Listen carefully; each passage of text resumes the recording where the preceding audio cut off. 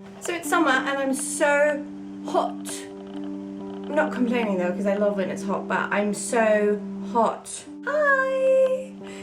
It is warm, like super warm. This is very Scandinavian. This isn't very appropriate for this little video that I'm going to shoot, so. Hi guys, so many of you know that I have shot quite a few videos about Norway and being Norwegian, but what some of you might not know is that I've got a lot of feedback from people that aren't Norwegian and that haven't actually had the chance to visit Norway ever. And it's probably one of the biggest things that they can ever do is to come to Norway.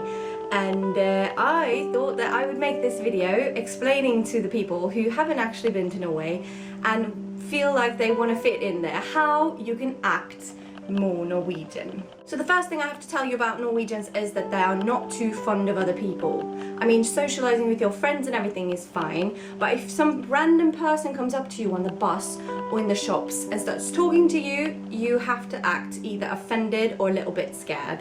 That's just the way it works. These people that come up to talk to you and don't really know you, they're either drunk, crazy, or probably foreign. So since Norway is about 90% snow and ice, we are extremely good at liking skiing. Not necessarily skiing ourselves, but just watching skiing and liking skiing. So if you want to be a proper Norwegian, you have to first of all appreciate winter. Second of all, love skiing, either if you're doing it yourself or if you're watching someone else who's doing it. And third of all, like to take credit for what the Norwegian athletes are doing. Norwegian skiing athletes win a lot of medals during both the Olympics and all sorts of world competitions, and it is very important that you as a Norwegian take credit for what they do. It's especially good if you go on Facebook and you post a status like this.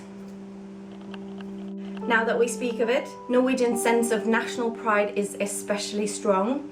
We love to celebrate our independence and our freedom, and we do it on one specific day, just like the Americans do. Some of the most common ways to celebrate it is to sing the national anthem, to walk in parades, and to eat a lot of ice cream, and to eat sausages in potato tortillas, which I can probably explain if you need explaining. And dress up in your very best clothes, or of course your national costume.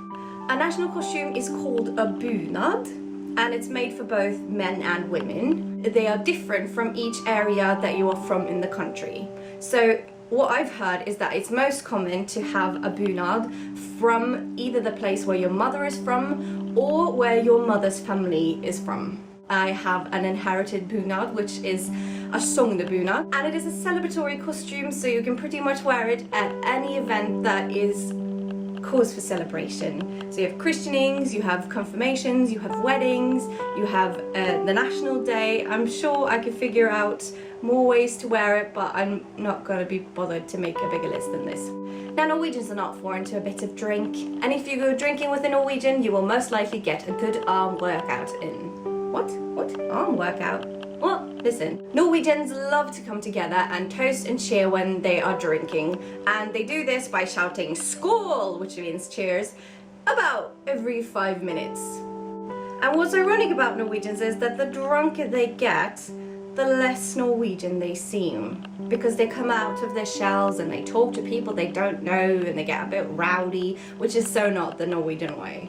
If you want to be a Norwegian, you have to know that Norwegians are extremely independent. If we can help it, we don't usually like to ask for help. And I think this is something that's stuck in us from way back when we used to live on farms and your closest neighbor was about 50 miles away and you didn't usually see anybody unless you wanted to see them. And that's how we came to be this solitary nation.